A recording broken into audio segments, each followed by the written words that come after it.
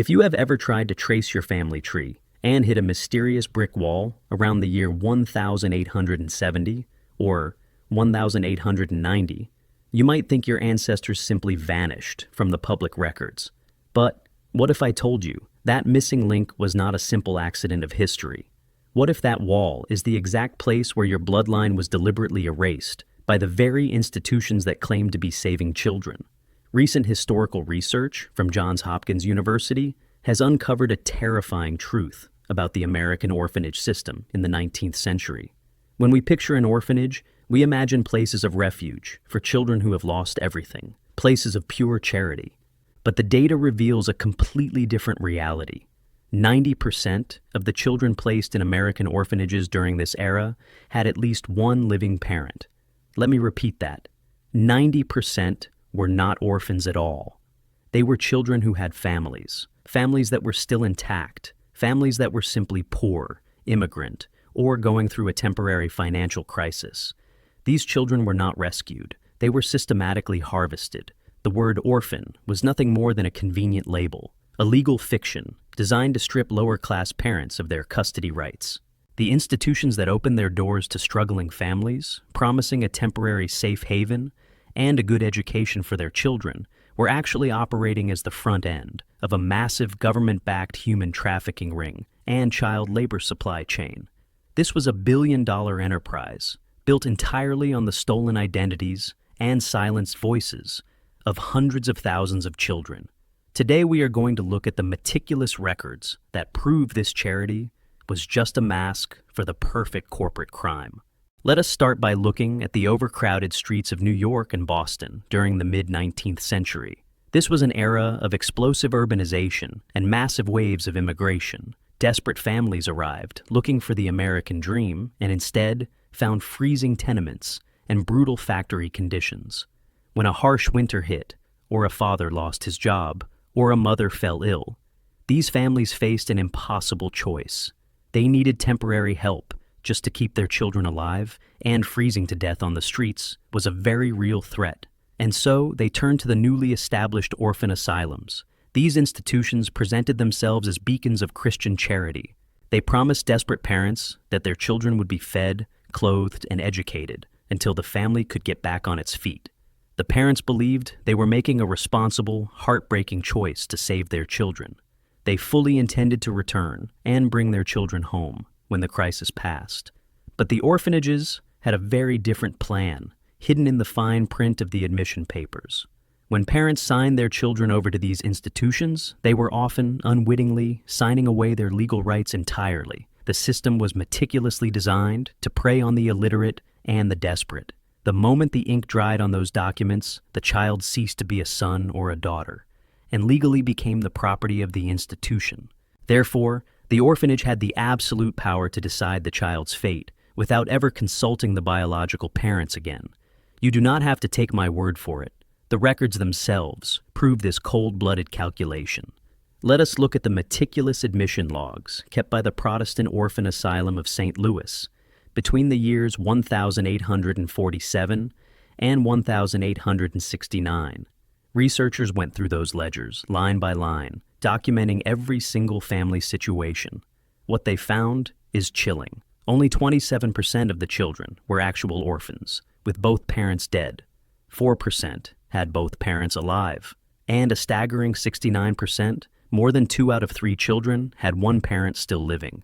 These parents walked through those doors and surrendered their children expecting compassion. They worked tirelessly, saving every penny to rebuild their lives and reclaim their families.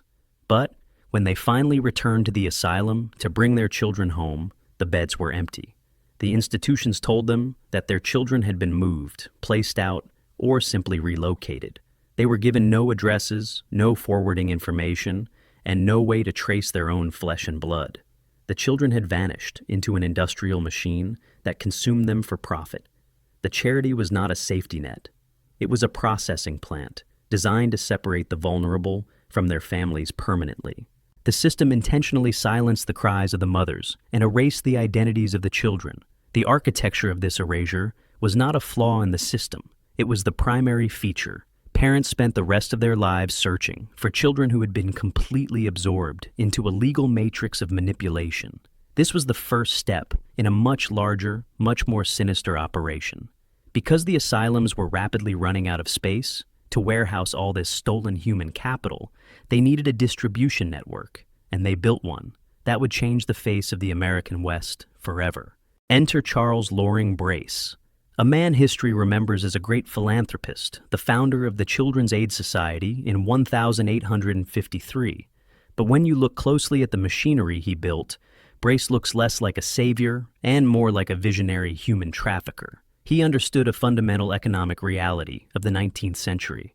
The American West was expanding at an explosive rate. Farms in Illinois, Iowa, and across the Midwest were desperate for labor. They needed strong hands to clear fields, pick crops, and build a booming agricultural empire. But adult workers demanded wages, and they could strike. Where could this expanding empire find an endless supply of free, obedient labor that could not fight back? The answer was sitting in the overcrowded orphan asylums of the eastern cities. Brace engineered a solution that he called the placing out system, but today we know it by a much more innocent-sounding name, the orphan trains. Between the years 1854 and 1929, an estimated 150,000 children were loaded onto trains heading west. Try to visualize this terrifying reality. Trains filled with confused, crying children, rolling into small rural towns. When the train stopped, the children were paraded onto a local stage, or the platform of a train station. Local farmers and townspeople would gather around to inspect them. They were not looking for a son or a daughter to love. They were shopping for farm equipment. The farmers would check the children's teeth to gauge their health and age. They would squeeze their biceps and pinch their legs to test their strength. It was a livestock auction disguised as a rescue mission. Brothers and sisters who clung to each other on the train were frequently ripped apart on that platform, selected by different farmers, and taken to towns miles away from each other, never to speak again. But how did the institutions make this legal? Through a sinister legal instrument known as indenture papers. When a farmer selected a child, he signed a legally binding contract. Boys were bound to unpaid hard labor until the age of 21. Girls were bound until the age of 18, often forced into grueling domestic servitude. The Illinois state legislature even passed a special act in 1861, making these specific orphanage indentures absolutely ironclad. These papers were the ultimate gag order. They completely severed the child from their past. In many cases, the children were given entirely new names by their new masters. Their old identities were erased from the official ledgers. If their biological parents back in New York or Boston finally scraped together enough money and came looking for them, they would find nothing.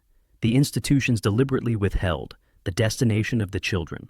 They never contacted the parents for permission. They permanently redistributed living, breathing children as agricultural labor. The charity was just the front door of a blood-soaked supply chain. And the most horrifying part is that this perfect system of exploitation was about to be weaponized against every single vulnerable minority in the country. This perfect system of exploitation was too efficient to remain just a solution for the slums of New York. It quickly evolved into a weapon of mass cultural destruction used to erase entire communities. If you look closely at the records, you will see that this was never just about poverty. It was about control.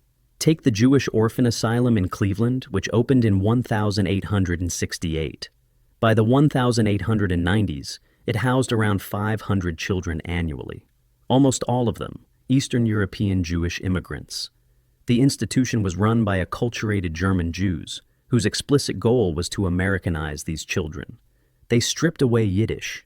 They restricted parental visits to just 2 months a year. They censored the children's mail. They explicitly trained the boys to be manual laborers rather than scholars.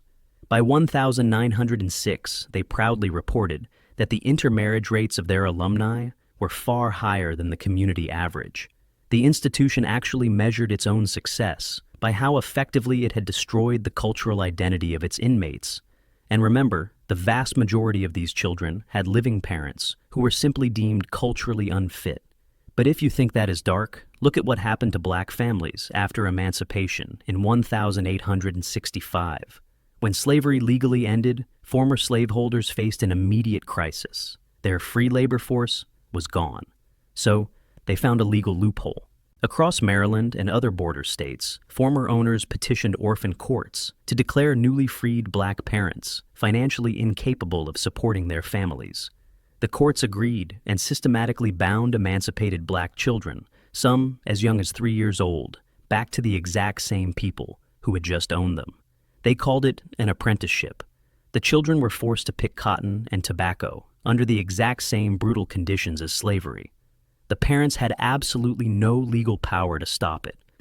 One mother described being dragged to the courthouse and forced to remain silent while the judge handed her child back to her former master. This was not charity. This was slavery after slavery, and then the system reached its terrifying peak. The federal government watched how perfectly this legal erasure worked and unleashed it on Native American children. Starting in the 1870s, the government began removing Native children from their families and forcing them into distant boarding schools. The architect of this system, Captain Richard Henry Pratt, stated his philosophy with chilling clarity in 1892. He said, "Kill the Indian in him and save the man." At institutions like the Carlisle Indian Industrial School, children were beaten for speaking their native languages. Their traditional clothing was burned upon arrival. Their long hair was forcibly cut.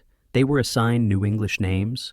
By 1900, over 20,000 Native children were trapped in this system.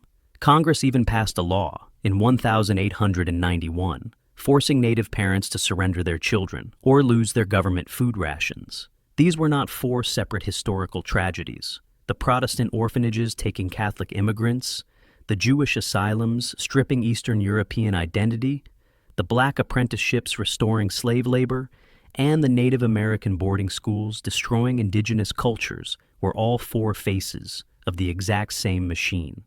Take the child, erase the culture, reshape the identity, call it progress. The ultimate betrayal of this entire nightmare is that the people in charge knew exactly what they were doing, and they eventually admitted it. In January of 1909, President Theodore Roosevelt convened 215 people at the White House for the first ever conference on the care of dependent children. Social workers, judges, labor leaders, and civic reformers all gathered in Washington. The government experts sat in that room and reached a conclusion that should have ended the orphanage system overnight. They declared that, except in unusual circumstances, the home should not be broken up for reasons of poverty. Read that again.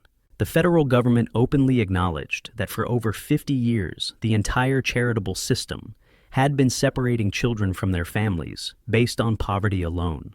This conference eventually led to the creation of the Children's Bureau in 1912 and began the slow dismantling of institutional child labor. It sparked the widows' pension movement, which finally gave poor mothers a way to keep their children. But here is the horrifying plot twist. By the year 1909, over 150,000 children had already been placed on those trains. Their families had already been scattered across the continent. Their original identities had already been completely erased. The government acknowledged that the machine was broken, but they never acknowledged the catastrophic damage it caused to the victims. No apologies were given. No reparations were ever offered. No reunification efforts were funded by the state. No national registry was ever created to help these separated families find each other. The system was just quietly wound down over the following decades, and the children, already scattered, were left to figure out their own histories, entirely on their own. The buildings are mostly gone now, demolished, or converted into modern offices decades ago. The records that do survive are almost always sealed, closed to the public, because of their supposedly sensitive personal nature.